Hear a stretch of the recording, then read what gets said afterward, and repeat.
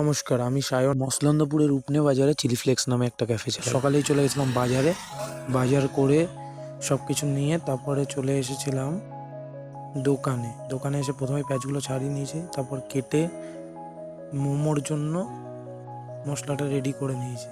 এরপর একে একে সমস্ত ভেজিটেবলগুলো কেটে ফেলেছি।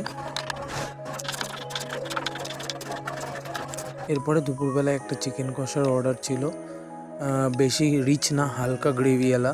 তো সেটা রেডি করে আমি কাস্টমার বাড়িতে ডেলিভারি করে এসেছি।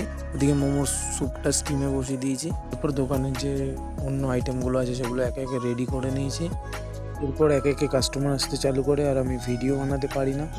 রাত্রি 11:30টার সময় এখন আমি দোকান গুছাচ্ছি।